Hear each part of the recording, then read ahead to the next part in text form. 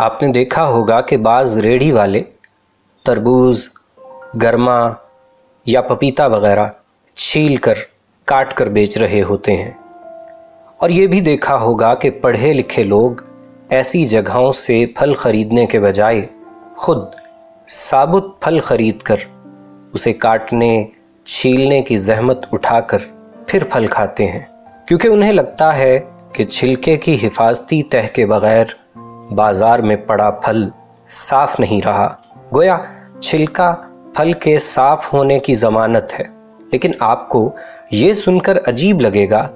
کہ بعض لوگ چھلکے سے خوف کی بیماری میں مبتلا بھی ہوتے ہیں۔ اسی طرح تربوز ہی کی ایک اور مثال لے لیجئے کہ اگر ہم 4 کلو کا تربوز خریدیں تو عام طور پر کلو بھر تو چھلکا اترتا ہے، کیلا خریدیں تو اس کا بھی چھلکا، مالٹا خریدیں تو اس کا بھی چھلکا، حتیٰ کہ مونگ پھلی، بادام خریدیں تو ان کا بھی چھلکا۔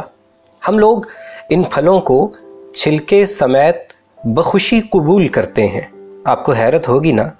اگر آپ یہ سنیں کہ کوئی شخص اس وجہ سے تربوز نہیں کھاتا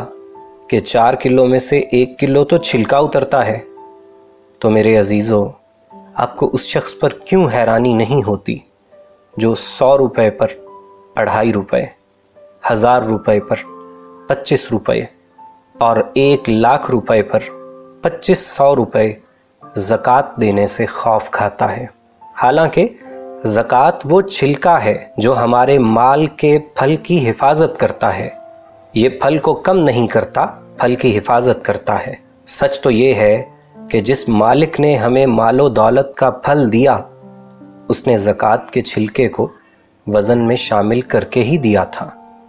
لیکن ہمیں دنیا کی دکان کے مالک کو پھل کے ساتھ چھلکے کی قیمت دینے میں اعتراض نہیں، مگر کائنات کے مالک کے حکم پر اپنے مال کا چھلکا اترنے پر صدمہ پہنچتا ہے۔ جنہیں اللہ نے صاحب نصاب بنایا ہے، جن کو اتنا عطا کیا ہے کہ ان پر زکوٰۃ واجب ہے، انہیں تو اللہ کی عطا پر خوش ہونا چاہیے، اور یاد رکھنا چاہیے کہ بازار میں پڑا چھلا ہوا پھل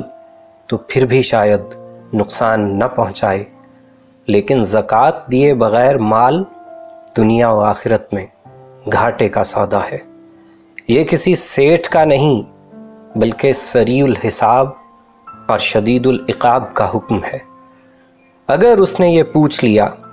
کہ کیوں تم نے میرے حکم کو تربوز کے چھلکے سے بھی کم اہمیت دی تھی، تو ہم کیا جواب دیں گے؟ ذرا سوچئے۔